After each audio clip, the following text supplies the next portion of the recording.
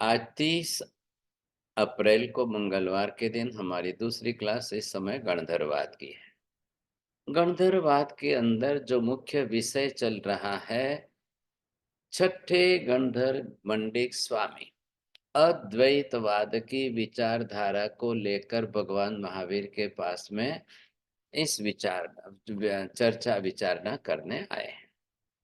बात कहाँ चल रही है? महावीर किस तरह से अद्वैत पद की बात कर रहे हैं।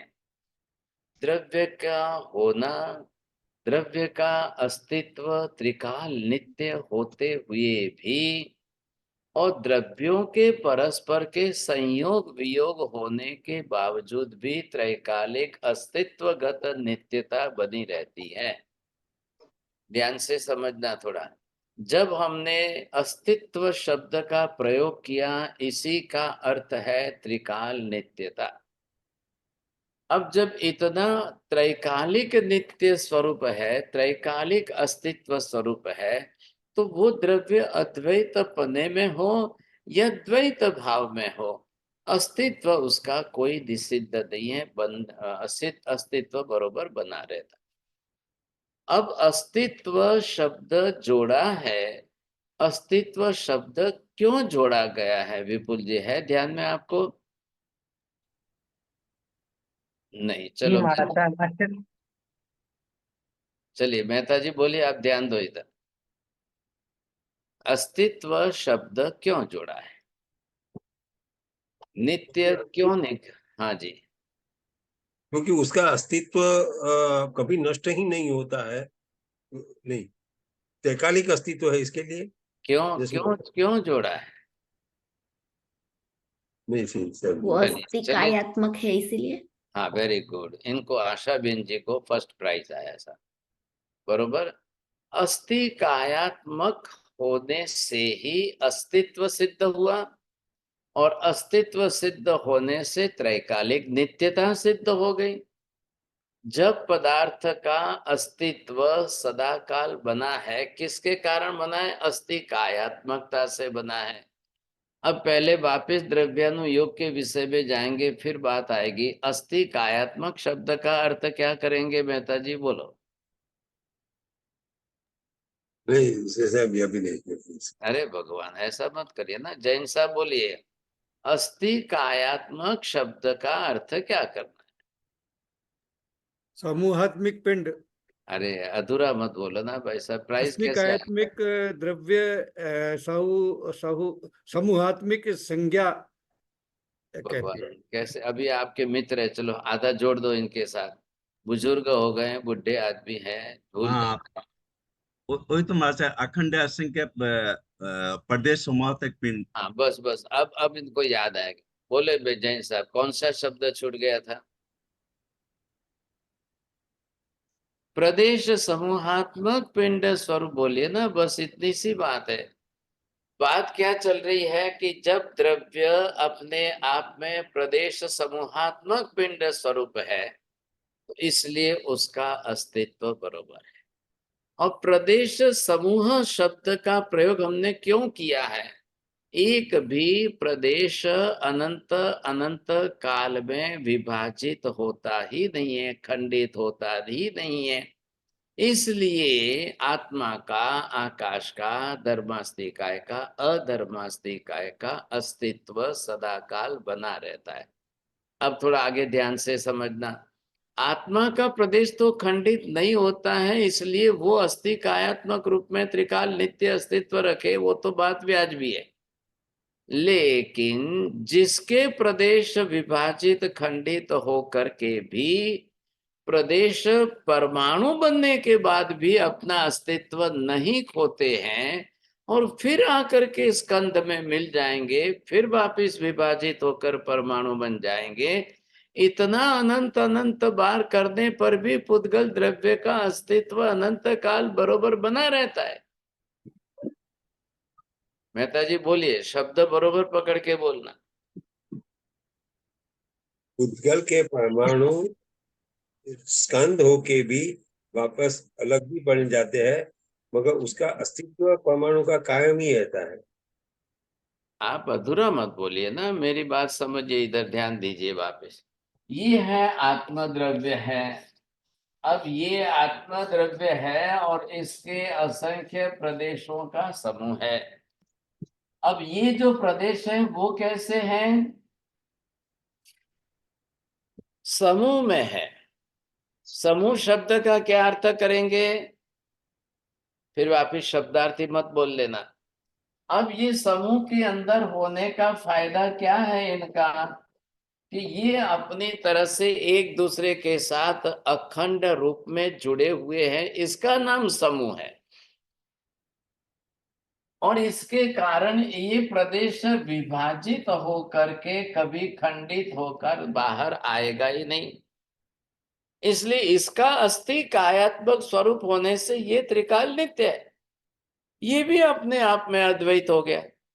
किसकी तुलना में? पुद्गल द्रव्य की तुलना में। ये मैंने दूसरा लिया यहां पर। अब ये द्रव्य दूसरा, ये कौन सा है?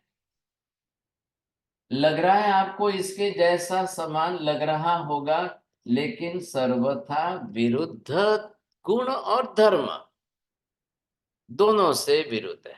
इधर देखिए, गुण से विरुद्ध मतलब वर्ण गंध रस स्पर्श आ गया। धर्म से विरुद्ध मतलब प्रदेश विभाजित होकर खंडित होते भी हैं फिर जुड़ते हैं। ये देखिए, इसके भी जो है असंख्य प्रदेश है, या अनंत भी हो या संख्यात भी हो। अब ये क्या हुआ? ये खंडित होकर के अलग हो गया, ऐसा विभाजित हुआ है ये। अब ये खंडित होकर अलग होने से इसकी संज्ञा ली है परमाणु। इधर देख के बोलिए जैन साहब, क्या खंडित हुआ है? सब स्कंद खंडित हुआ है। अरे आज क्या हो गया है आपको? प्रदेश प्रदेश खंडित, हाँ बस प्रदेश खंडित हुआ है। बस बस, धन्यवाद। प्रदेश खंडित होके परमाणु बना है। बस बस, धन्यवाद। अब ये प्रदेश है, ये भी प्रदेशी द्रव्य है, इनके भी प्रदेश हैं। और ये प्रदेश इधर देखिए, ये खंडित हो गया, विभाजित होकर के ये परमाणु बना है, इसमें नहीं बनता है। आ गई बात समझ में? तो अद्वैतपना क्या आया? इसके जैसा ये नहीं है, इसके जैसा ये नहीं। पुद्गल जैसा आत्मा नहीं है, आत्मा जैसा पुद्गल नहीं। हो गई बात। अब दोनों ही अपने आप में अपने तरीके के अपने जैसे हैं। अद्वैतपना आया कि नहीं आया? द्रव्य का भी अस्तित्व है, लेकिन द्रव्य का अस्तित्व उसके जैसा नहीं है। ये कितनी बड़ी बात आ गई। मैंने कल भी आपको, पहले की क्लास में भी हम इसी तरह से चले थे, जैसा शब्द जोड़ करके भी। तो यहां पर ये क्या है? अब आप इसकी विशेषता ज्यादा बड़ी बताएंगे कि इसकी विशेषता ज्यादा बड़ी बताएंगे? इसके एक एक प्रदेश करके सभी प्रदेश विभाजित हो सकते हैं। जब एक हो सकता है तो दूसरा भी हो सकता है, तीसरा भी हो सकता है। अनंत प्रदेश विभाजित हो करके जब ये स्वतंत्र पर्याय में रहेंगे तब परमाणु रूप में रहेंगे। अब परमाणु रूप में रहने के बाद भी वापिस जुड़ करके स्कंद बनेंगे, फिर विभाजित होकर परमाणु बनेंगे, फिर जुड़कर स्कंद बनेंगे, तो भी इसका अस्तित्व त्रिकाल नित्य बरोबर बना रहता है। अस्तित्व नष्ट कभी होता ही नहीं है। बोलिए चौड़िया जी, आ रही है बात समझ में? हाँ मासा की स्वतंत्र स्वतंत्र पर्याय में आएगा तो परमाणु होगा, परमाणु से फिर स्कंद हो जाएगा, स्कंद होके परमाणु, फिर भी उसका त्रिकाल अस्तित्व बना रहता है। ये स्कंद से विभाजित होकर प्रदेश परमाणु बने, ये हो गया वियोग। फिर परमाणु इकट्ठे होकर जुड़कर ये हो गया संयोग। ऐसा भले ही अनंत बार होता रहे तो भी पुद्गल द्रव्य के अस्तित्व का सर्वथा लोप या अभाव कभी होता ही नहीं है। और इधर ये चेतन आत्मा है, अब ये चेतन आत्मा अपनी तरह से असंख्य प्रदेश समूहात्मक पिंड होते हुए इसका कभी एक भी प्रदेश अनंत अनंत काल में भी विभाजित नहीं होता है। बस दो धर्म अलग अलग हो गए, खंडनात्मक विभागात्मक वियोगात्मक, और इधर जो है अखंड धारा के अंदर जुड़े हुए। तो कोई फर्क नहीं पड़ रहा है, अस्तित्व अनंत काल तक बरोबर बना रहा है, अस्तित्व नष्ट नहीं हो रहा है। अब इधर देखिए, आप ध्यान से देखना, ऐसी स्थिति के अंदर ये जो दोनों द्रव्य है, अब ये संयोग वियोग होता रहे। इधर देखिए, ये परमाणु जितने इसके विभाजित हुए, ये परमाणु जितने इसके विभाजित हुए, कितने हो गए? ये परमाणु कितने हो गए संसार में? ये अनंत हो गए। अनंत अनंत परमाणु हो गए सन। अब ऐसे अनंत अनंत परमाणु अगर आत्मा के साथ भी आकर के जुड़ते हैं, फिर आत्मा के साथ आकर के जुड़े, और ये जुड़ करके फिर वापिस इनका वियोग हो, ये फिर वापिस अलग हो जाए आत्मा प्रदेशों से जुड़ करके, तो भी इनका भी अस्तित्व नष्ट नहीं होता है, इनका भी अस्तित्व बना रहेगा, आत्मा का भी अस्तित्व बना रहेगा, पुद्गल का भी अस्तित्व बना रहेगा, अद्वैत भाव भी नष्ट नहीं हो रहा है। तो ये जो हुआ, इसके अंदर पहले समझिए क्या लाया कि नहीं, दोनों के बात जुड़ी। चाहे ये परमाणु आकर आत्मा प्रदेशों के साथ जुड़ करके स्कंद बनाए, या ये परमाणु इधर जाकर के अपने आप में मिल करके ये आकर के इकट्ठे हो करके ये एक स्कंद बन जाए,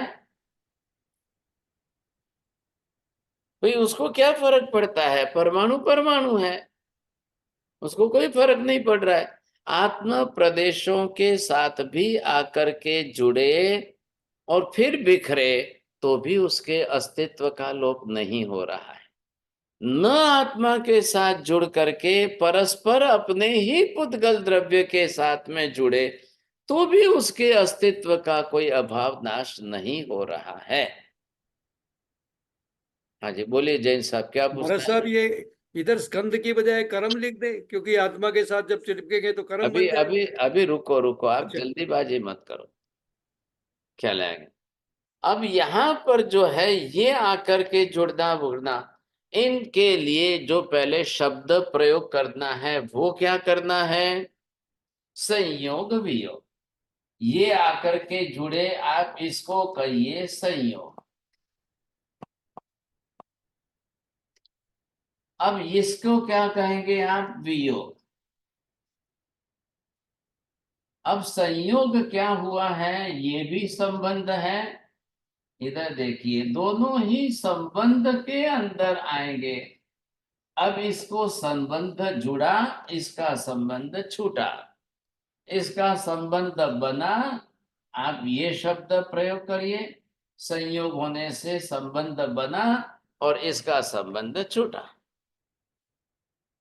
ध्यान रखिए, मंडिक स्वामी की यही शंका है और उन्होंने ये स्टेटमेंट बना दिया, अद्वैत पना होने के कारण पर द्रव्य का आकर के जुड़ना सुड़ना, संबंध बंध संबंध संयोग वियोग कुछ होता ही नहीं है। तो उन्होंने शब्द प्रयोग किया कि बंध मोक्ष, बंध मोक्ष, ये इसको कह रहे हैं मोक्ष, हमने वियोग नाम दिया, वो अपनी भाषा में कह रहे हैं मोक्ष। यहां मोक्ष शब्द क्रियावाची लेना है, क्रियावाची मतलब छूटना, इतना ही अर्थ करना। अभी वो सिद्ध शिला पर आत्मा मुक्त हो जाए वो बात बाद में कर।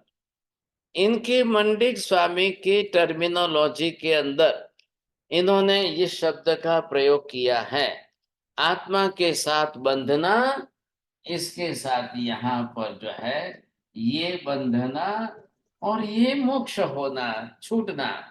मोक्ष का अर्थ यहाँ पर सीधा लिख लिए छूटना। अब इसको आप समझने की कोशिश करिए। आत्मा के साथ परपुद्गल द्रव्य के परमाणु आकर बंध संबंध से चिपक भी गए तो भी आत्मा के द्रव्य का नुकसान नहीं हो रहा है, और तो भी आत्मा के गुण का भी नुकसान नहीं हो रहा है। अद्वैत पना टिका कि नहीं टिका? क्या हुआ? परपुद्गल द्रव्य है, और जो जिसका संयोग हो उसका वियोग अनिवार्य रूप से होगा ही होगा। संयोग संबंध हो रहा है तो वियोग भी वापिस छुटकारा तो होना ही होना है। तो ये इसी को कह रहे हैं बंध मोक्ष। अब ये महावीर स्वामी मंडिक जी को ये तत्व, ये सिद्धांत समझा रहे हैं। अब मंडिक जी अपनी बात जो पकड़ के बैठे थे उनको ये समझाया कि देखो भाई, ये पुद्गल द्रव्य है, इसकी प्रॉपर्टी में है गुण धर्म। ध्यान दीजिए, गुण में क्या है? स्निग्धता है। धर्म में क्या है? संयोग वियोगपना है। थोड़ा सा फर्क करके समझ के चलना। ख्याल है? परम पुद्गल के प्रदेश वियोग होकर के स्कंद से विभाजित होकर अलग हो रहे, ये उसका धर्म। अलग हुए प्रदेश परमाणु बन करके स्वतंत्र भी रहेंगे या दूसरे स्कंद में जाकर के फिर जुड़ जाएंगे, क्योंकि उसका जो स्पर्श संबंध है, ख्याल है, गुरु लघुत्व है, स्निग्ध रुक्षत्व है, वो संबंध उसका नष्ट, उसके गुण जो है नष्ट नहीं हो रहे और धर्म भी नष्ट नहीं हो रहे। हम क्या करते हैं, जल्दीबाजी में गुण धर्म साथ में बोलते हैं, शब्द जोड़ करके लैंग्वेज में हमने बार बार इसको साथ में बोलना शुरू कर दिया है। ठीक है, भले ही साथ, आत्मा को भी क्या नुकसान हो रहा है? अभी मैंने क्या बताया, आत्मा का भी कोई नुकसान नहीं हुआ। नुकसान मतलब क्या? आत्मा के असंख्य प्रदेशों में से एक भी प्रदेश का लोप अभाव कभी कुछ भी नहीं हुआ। आत्मा के एक भी गुण का सर्वथा लोप या अभाव कभी कुछ भी नहीं हुआ। अनंता अनंत परमाणु आत्म प्रदेशों के ऊपर आकर चिपके बंधे सब कुछ हुआ और अनंत अनंत काल तक रहे, बंध संबंध में जुड़कर रहे, फिर भी आत्मा के एक भी प्रदेश का सर्वथा नाश नहीं हुआ और आत्मा के एक भी गुण का सर्वथा नाश अभाव कुछ भी नहीं हुआ। हाँ, ये जरूर हुआ कि आत्मा के गुण उस आवरणीय पुद्गल परमाणु के कारण थोड़े काल तक दबे रहे, ढके रहे, ये नुकसान पहले इसको ध्यान में लीजिए। होगा, ये नुकसान है आत्मा का। जब आप देखें ना, मेहता जी ध्यान से समझना, शुक्ल ध्यान की धारा में चढ़ेंगे तब ये ऐसे ध्यान के अंदर चिंतन आता, शुक्ल ध्यान में ये मूलभूत बात वहां पर उनकी समझ में आती है। बोलिए, नीति बहन जी बोलेंगे। जी महाराज साहब, आपने बताया कि अनंतानंत काल में अनंतानंत पुद्गल परमाणु आत्मा के प्रदेशों के साथ चिपके बंधे, संयोग वियोग हुआ, लेकिन अनंतानंत काल में आत्मा के एक भी प्रदेश का सर्वथा नाश नहीं हुआ, आत्मा के एक भी गुण का सर्वथा नाश नहीं हुआ।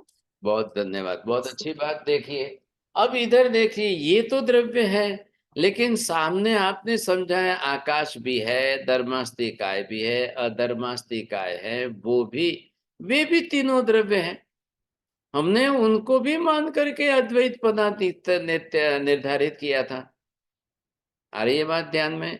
लेकिन अब ये परमाणु अनंत की संख्या में आकाश में रहते हुए भी अनंत काल में एक भी आकाश के प्रदेश के साथ कभी भी चिपकेंगे नहीं, बंध संबंध से जुड़ेंगे नहीं। बोलिए आशा बहन जी, अब बोलो ध्यान से। ये आपने बताया कि अनंत पुद्गल के परमाणु आकाश में रहते हुए भी आकाश के एक भी परमाणु आकाश के साथ अनंत अनंत काल में चिपके ही नहीं। आपने ये देखा कि ये है 14 राजलोक। अब यहाँ पर द्रव्य के रूप में धर्मास्तिकाय है और अंदर ये आकाश भी है और धर्मास्तिकाय के भी प्रदेश है।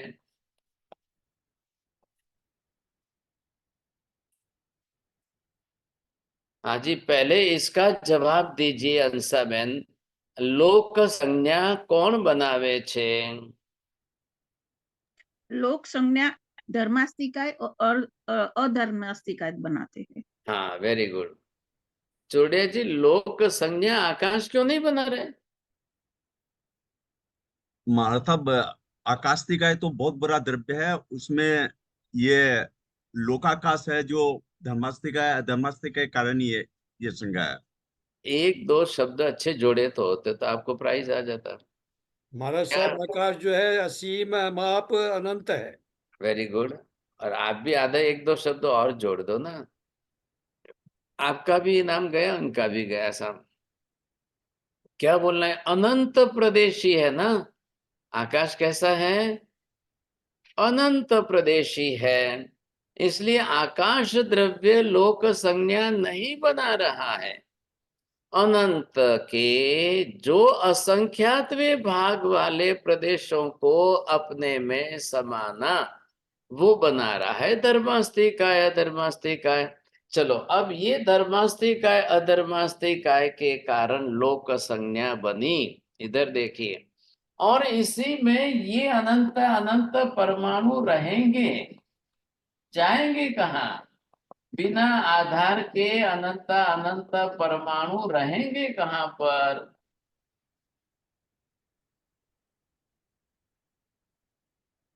इतने अनंत अनंत परमाणु अनंत अनंत काल से पूरे लोकाकाश में सर्वत्र रहते हुए भी, ध्यान से सुनना, एक एक आकाश के प्रदेश पर अनंत परमाणु रहते हुए भी अनंत अनंत काल में कभी भी आकाश के धर्मास्तिकाय के अधर्मास्तिकाय के एक भी प्रदेश पर बंध संबंध से बंधे नहीं, चिपके नहीं। इसलिए वहां कोई संयोग वियोग का प्रश्न ही नहीं आ रहा है। इस तरीके से भी अद्वैतपना आपका बरोबर टिकता है। आप थोड़ी ना उधर से कीजिए ना। हाँ, अब बोलिए, ध्यान से बोलिए बरोबर। मनीषा बहन जी, इतने लेट आते हो, आपको कैसे पूछना, फिर बोलेंगे मैं अभी आई, ऐसे मत समझे। विभा बहन जी बोलना है। जी साहब जी, आकाश के धर्मास्तिकाय के और अधर्मास्तिकाय के असंख्य प्रदेशों के एक एक प्रदेश के ऊपर अनंत अनंत पुद्गल परमाणु रहते हुए भी एक भी परमाणु कभी भी अनंत काल में ये प्रदेश के ऊपर चिपकेंगे नहीं और बंध संबंध नहीं बनाते हैं। अब इधर आपने ये देखा, इनके ये तीन द्रव्य इकट्ठे हुए हैं साम। इधर देखिए, तीन द्रव्य इकट्ठे हुए हैं, फिर भी अपना स्वतंत्र अस्तित्व बनाए रखते हैं। बोलिए लीला बहन जी, बोलो। तीन द्रव्य इकट्ठे हुए हैं फिर भी ये अपना स्वतंत्रता बनाए रखते हैं। आकाश आ गया, इसमें धर्मास्तिकाय आ गया, अधर्मास्ति आ गया। अब ये प्रदेश आ गए आकाश के, ये प्रदेश आ गए धर्मास्तिकाय के। सोचिए आप यहाँ पर, और तीनों के प्रदेश कितने हैं? असंख्य असंख्य असंख्य। धर्मास्तिकाय के प्रदेश असंख्य है, अधर्मास्तिकाय के प्रदेश असंख्य है। ख्याल आया? और ये तीनों असंख्य प्रदेश हो गए, फिर भी इनको आधार देने वाला सिर्फ आकाश है। गति में सहायक धर्मास्तिकाय, स्थिति में सहायक अधर्मास्तिकाय, ये किसके लिए काम आ रहा है? धर्मास्तिकाय का गुण अधर्मास्तिकाय के गुण का, आकाश के गुण का फायदा ये पुद्गल परमाणु, अनंत परमाणु उठा रहे। ख्याल में आ रहा है आपको? अनंत अनंत परमाणुओं को आश्रय देने वाला आधारभूत आकाश, अनंत अनंत परमाणु को just to travel from one place to another place, उसको गति में सहायक करने वाला धर्मास्तिकाय। तीसरा हो गया स्थिति में रुकने के लिए सहाय करने वाला अधर्मास्तिकाय। तीनों के गुण है और उनके खुद के गुण उनके खुद के काम में ही नहीं आते हैं। उनके खुद तीनों के गुण जो है ये पुद्गलों को ही काम में आते हैं और आत्मा को भी काम आते हैं। तो यहां पर कैसा अद्वैतपना आपका टिका रहा? आकाश के जैसा धर्मास्तिकाय द्रव्य नहीं है, आकाश के जैसा अधर्मास्तिकाय द्रव्य नहीं है, आकाश के जैसा पुद्गल द्रव्य नहीं है, आकाश के जैसा आत्मा द्रव्य नहीं है। एक एक द्रव्य का दूसरे चार के साथ नहीं नहीं नहीं। अब ये होमवर्क करके आप कितने 20 सेंटेंस 25 सेंटेंस बनाएंगे? बोलो कौन होमवर्क करने वाला है? चोड़िया जी आप तो करने वाले नहीं हो, मैं तो समझता हूँ। कौन ये इतना होमवर्क करने वाला है? और फिर इनकी समानता के 25 सेंटेंस और विषमता के 25 सेंटेंस। बोलिए मनीषा में जी, आप हाँ बोलो कि मैं लिख के लाऊंगी कल, बोलो। जी गुरुजी, लिखूंगी गुरुजी। चलो एक जने तो मिल गए नाम रखने वाले, बाकी कोई लिखने वाले हैं क्या कोई? अब किसके साथ समझिए आप पहले, हाँ क्यों लिखना है, ना क्यों लिखना है। मेहता जी ध्यान दीजिए, ये अगर आपको लिखना आ जाए फिर आपको स्याद्वाद अनेकांतवाद बहुत अच्छी तरह से आ जाएगा। आ रहा है ना ख्याल में आपको? कैसे हाँ कैसे ना कैसे, ये अद्वैत पने के लिए बात लाई। आप ये समझ गए? आकाश जैसा धर्मास्तिकाय है, आकाश जैसा धर्मास्तिकाय है तो क्यों है? आकाश जैसा धर्मास्तिकाय नहीं है तो क्यों नहीं है? आकाश जैसा आत्मा है तो क्यों है? और आकाश जैसा आत्मा नहीं है तो क्यों नहीं है? लिखिए, कोशिश करिए होमवर्क जिनको करने का। अब क्या है, हमारी पाठशालाएं चलती ऐसी है, आप कहाँ मैं कहाँ, बहुत दूर अंतर में। न तो कोई किसी को पनिशमेंट दे सकता है, न कोई किसी का होमवर्क देख सकता है, कुछ नहीं। महाराज आप तो बोल करके मंगलिक सुना दो, हो गया काम। ये देखो मीना बहन जी ने अभी ओपन किया है विंडोज। कौन पनिशमेंट देगा? क्या पनिशमेंट आता है? नहीं नहीं महाराज, आप तो बस प्राइज भी देते हो तो भी बोल के राजी हो जाते हैं, और पनिशमेंट भी देते हो तो भी कुछ नहीं, कोई फर्क तो पड़ता ही नहीं है। ये जब नहीं सीखोगे, अगर मैं अनेकांतवाद स्यादवाद नयवाद की 1 साल के लिए पूरी सीरीज चालू करूं तो कैसे करूं सर? फिर तो रहेंगे ही कितने, टिकेंगे ही कितने? फिर तो 2-4 जने मुश्किल से रहेंगे। अब कैसे करूं बताइए? दिल्ली से भाई साहब कौन है, उनका नाम मुझे मालूम नहीं है, वो बोल रहे महाराज साहब नयवाद स्यादवाद अनेकांतवाद ये क्यों नहीं समझाते, ये क्यों नहीं सिखा रहे हो? उन्होंने मुझे अभी बोला था 1-2 बार, समझे उनका आग्रह है ना महाराज साहब ये तो सिखाइए साहब, ये तो समझाइए। लेकिन उसके पहले ये समझना है, जब तक द्रव्यानुयोग पक्का नहीं होगा, द्रव्यानुयोग के अंदर द्रव्य गुण पर्याय समझ में नहीं आए, द्रव्यानुयोग के अंदर उत्पाद में द्रव्य की प्रक्रिया समझ में नहीं आए, तब तक आपको स्यादवाद नयवाद अनेकांतवाद सापेक्षवाद कुछ भी नहीं बैठे। क्योंकि वो जो है ना स्यादवाद अनेकांतवाद, ये क्या है? लैंग्विस्टिक सिस्टम है, लेकिन उसका बेस मूलभूत द्रव्य गुण पर्याय के साथ है, उत्पाद वे द्रव्य की प्रक्रिया के साथ है। चलो अभी इधर उधर मत जाइए, नहीं तो टाइम चला जाएगा हाथ में से। अब आपने क्या समझा है कि यहाँ पर आपने देखा कि एक द्रव्य आकाश द्रव्य, अब वो भी त्रिकाल नित्य अखंड द्रव्य है। क्यों द्रव्य अखंड है? धर्मास्ति का त्रिकाल नित्य अखंड क्यों है? अधर्मास्ति का त्रिकाल नित्य अखंड क्यों है? और क्यों उनका अद्वैत बना है? मीना बहन जी बोलो।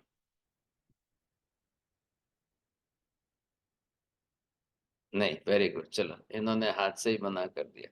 नीति बहन जी बोलिए। अरे बहुत इजी है मीना बहन ji, you can get the first prize also. जी हमारे साहब आपने पूछा है कि आकाश आस्तिकाय, धर्मास्तिकाय, अधर्मास्तिकाय ये क्यों त्रिकाल नित्य अखंड है, शाश्वत है, और आकाश के जैसा क्यों धर्मास्तिकाय नहीं है? अरे और भाई साहब आप उत्तर बोलो ना। एक भी प्रदेश अनंत काल में विभाजित होता ही नहीं है, खंडित होता ही नहीं है। तीनों के किसी के भी क्या लायक नहीं, खंडित नहीं होता है। आकाश का एक भी प्रदेश अनंत अनंत अनंत काल में भी कभी खंडित नहीं होता है, विभाजित नहीं होता है। अनंत होते हुए भी अखंडपना उसका अनंत काल तक बना रहता है। अखंडपना क्या है आकाश का? धर्म है। गुण क्या है? अवगाहना प्रदाय। धर्मास्ति काय का गुण क्या है? गति सहायक। धर्म क्या है? अखंडपना है।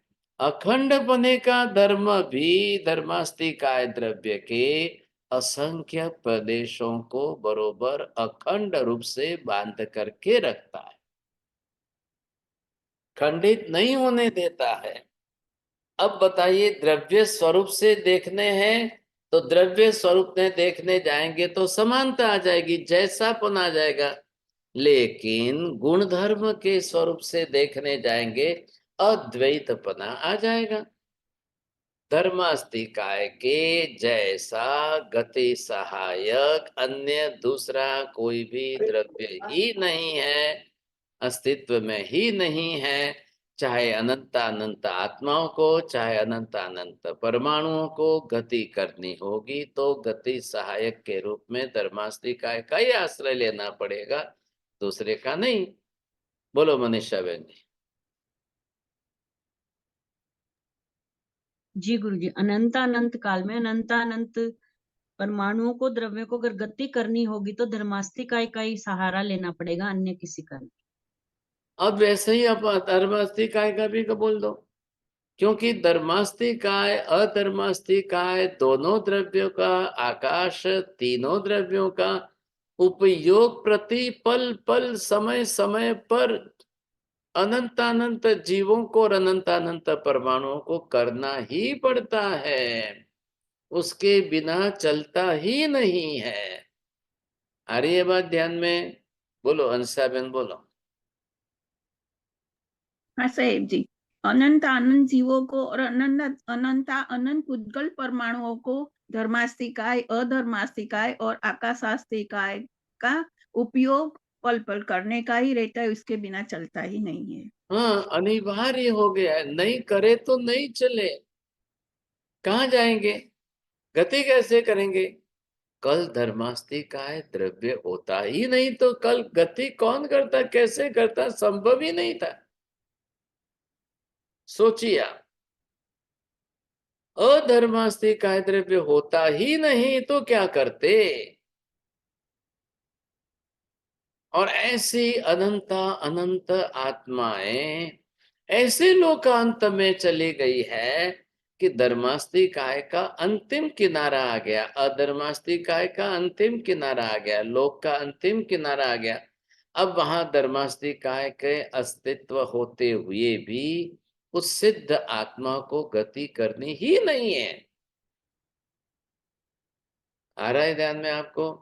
फिर भी आकाश का आश्रय तो लेकर के ही रहना पड़ेगा, क्योंकि लोक के अंदर भी आकाश है, लोक के बाहर भी आकाश है, इसलिए आकाश रहित स्थान तो है ही नहीं।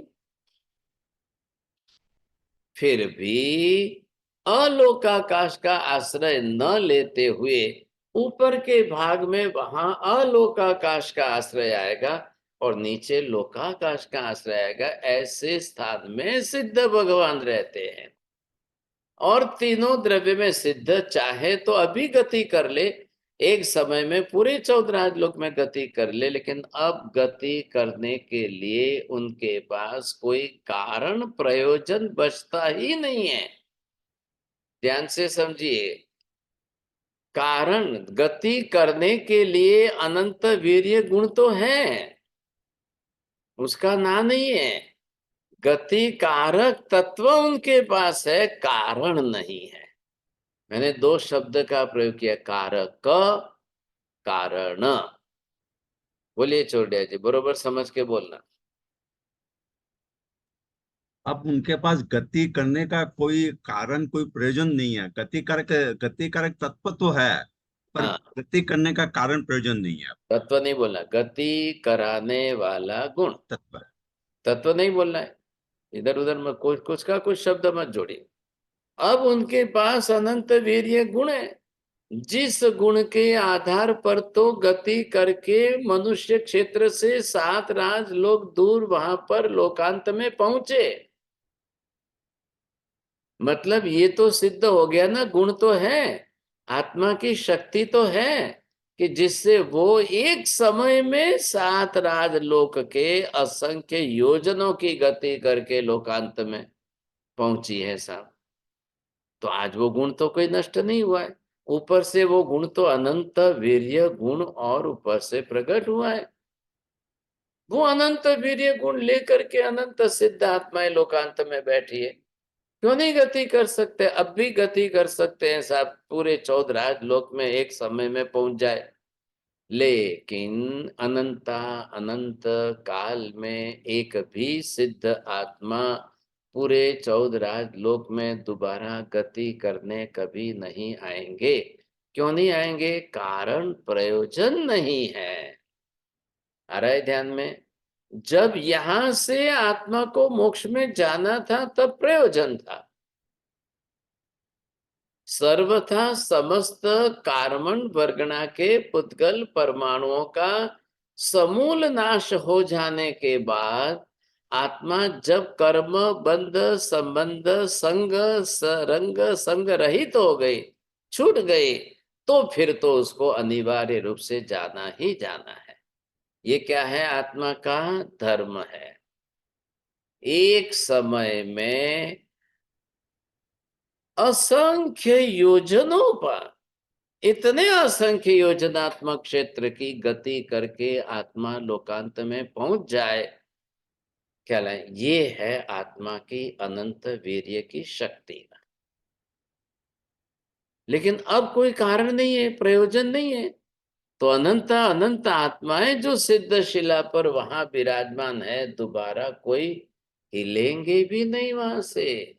14 लोक की गति का क्या प्रश्न, उसकी बात छोड़ो, पर लोकांत में जहां पर है ना, ये लोकांत भाग आ गया। इधर देखिए आप, अब इस लोकांत भाग में यहां जाकर के रुके हैं, यहां पर जाकर सिद्ध आत्मा को वहां पर सिद्ध शिला की कोई आवश्यकता नहीं है, सिद्ध शिला का कोई संबंध ही नहीं है उनके साथ में, तो फिर क्यों उसको सिद्ध शिला कहते हैं?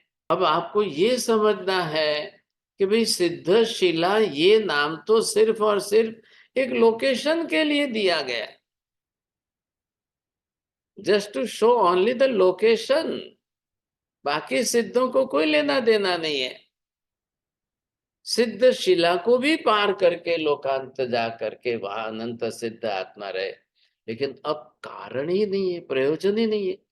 क्यों नहीं है कारण प्रयोजन? मोहनीय कर्म ही नहीं है। मोहनीय कर्म के कारण ही आत्मा के सब कारण प्रयोजन तैयार होते हैं, बनते हैं। आ रही है ध्यान में बात? अमोनीय कर्म नहीं है तो कोई कारण प्रयोजन कुछ आता ही नहीं है, फिर कोई क्रिया करनी भी जरूर नहीं है। इसका मतलब ये नहीं हो गया कि आत्मा के सब गुण कहाँ चले गए? सब गुण क्या नष्ट हो गए क्या? नियम क्या है? किसी भी द्रव्य का कोई भी गुण कदापि संपूर्ण समूल नष्ट होता ही नहीं है। बोलिए बोलिए मनीषा बहन जी, क्या बोलना है? जी गुरु जी, किसी भी द्रव्य का हाँ बस बस, पूरा बोलो पूरा बोलो। किसी भी द्रव्य का कोई भी गुण कभी भी समूल संपूर्ण नष्ट नष्ट होता ही होता नहीं ही है। नहीं है। तो मतलब कोई भी द्रव्य कभी गुण रहित तो होगा ही नहीं। अब भले ही आत्मा हो जाए, या आकाश हो, या धर्मास्तिकाय हो, या पुद्गल के परमाणु भी हो। मेहता जी, आपको याद आएगी बात थोड़ी, जो गॉड पार्टिकल जो निकाले फिजिक्स के अंदर, जो फिजिक्स के फादर जो थे, हिंग्स करके जो थे, जिन्होंने बनाया, ख्याल है कि नहीं? फिर यहाँ के इंडिया के जो थे एक बोस करके थे, और फिर एक तीसरे जो थे, इन लोगों ने आजकल ये बिग बैंग थियोरी में कैसा उन्होंने एक्सप्लोसिव विस्फोट करके गॉड पार्टिकल बनाया, और ये सब बातें। अब क्या है, यहाँ कोई समझेंगे नहीं, नहीं तो मैं फिजिक्स के नियम के साथ जोड़ करके समझाता, लेकिन अब कोई नहीं समझे। लेकिन उन्होंने पहले क्या माना, ध्यान दीजिए, बात निकाली है तो उन्होंने क्या किया था कि where is the mass, because the very first there was only the energy, and then how the energy converts in the mass. So before the mass, when the energies particles were existing, but without the mass, that energy was existing. So when it comes, energy converts in that, then the mass come, and then due to that mass, each and every particle which comes and join, then the whole universe comes in existence.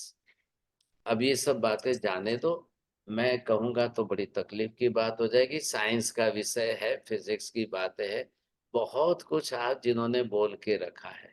ये big bang की theory की बात करते हैं, अब क्या क्या बताऊं मैं आपको, लेकिन इन लोगों ने सब ने अपनी अपनी तरह से अपनी अपनी बातें की। मतलब what how the universe comes in existence.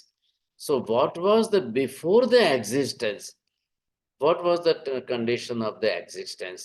So अब वो उनके पास उनके क्या इमेजिनेशनल थिंग है, लेकिन साइंस की बातें कैसे अधूरी है, ये मुझे समझाना है। अब ये तो जब हम सीरीज चालू करेंगे तब की बात है, आज तो इसका विषय नहीं है। चलिए साहब, ठीक है। लेकिन ये जब हम समझने जाएंगे अद्वैत स्वरूप, क्या लाएगा, पहले ये नक्की करिए कैसे अद्वैतपना बना रहा है। अनंत अनंत परमाणु आत्मा प्रदेशों के साथ, या पुद्गल या आकाश आदि के साथ, और फिर भी अद्वैतपना बना रहा। ध्यान दीजिए कैसे संबंध, इसकी बात हम कल करेंगे तब ध्यान में आएगा। ये अनंत अनंत परमाणु आत्मा प्रदेशों के साथ चिपकने के बाद भी, बंद होने के बाद भी, अनंत अनंत काल में आत्मा का एक भी गुण इन पुद्गल परमाणु में नहीं गया, और पुद्गल परमाणु का एक भी गुण आत्मा प्रदेश में नहीं आया। ये मैं कल आपको थोड़ा सा और डिटेल में करने वाला हूं। आज इतने पर भी पहले आपने समझ लिया, तो इनको समझाना है अद्वैत पने के साथ भी जोड़ करके भी दोनों को समझाना है। और कैसे अद्वैतपना संयोग वियोग होते हुए अद्वैतपना कैसे टिक रहा है। संयोग वियोग होगा, होता रहे, कोई चिंता की बात नहीं है, फिर भी कैसे बना रहता है, इसकी बात हम कल करेंगे।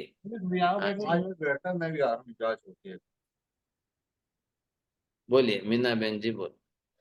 So, Maharaj, only the Buddha के परमाणु has the स्निग्धता, right? आत्मा के प्रदेश पर स्निग्धता नहीं है। तो but the same thing, like then it doesn't get attracted to the space. So what is it that keeps that bonding with the soul, the karma particles, while it doesn't get bonded with Akash? So what's the It cannot bound with the Akash Pradesh, but it can only bound with the Atma Pradesh. Because of what? Due to that klesha, kasaya, raga, dvesha, similar like the friction heat, it can be create that type of snigdhata in Atma Pradesh only due to the kasaya. So that is one type of the bhava snigdhata. Then this type of karmic atoms which is coming with having that type of snigdhata, then it bounds with the soul, then it becomes as a karma. Yeah, it's like positive, negative effect. Right, right, very good. Okay. Thank you. Thank you. Namo Orientanam, Namo Siddhanam, Namo Ariyanam, Namo Vajjayanam, Namo Lohe Sabba Sahunam. Eso Pancha Namukaro Sabba Baba Panasanam. Mangalanam Cha Sabve Simpadamam Havai Mangalam. Mangalam Bhagavan Viro Mangalam Gautama Prabhu. Mangalam Stoli Bhadradya Jaina Dharmostu Mangalam. Chattari Mangalam Arihanta Mangalam. Siddha Mangalam Sahu Mangalam. Kevali Pannatto Tammo Mangalam. Chattari Logottama Arihanta Logottama Siddha Logottama Sahu Logottama Kevali Pannatto Tammo Logottama. Chattari Saranam Pavajjami Arihante Saranam Pavajjami Siddhe Saranam Pavajjami Sahu Saranam Pavajjami Kevali Pannattam Dhammam Saranam Pavajjami Sarva Mangala Mangalyam Sarva Kalyana Karanam Pradhanam Sarva Dharmanam Jainam Jayati Shasanam. धर्म लाभ बहुत बहुत आशीर्वाद सबको। मत्थे नमन दामी साहिब जी।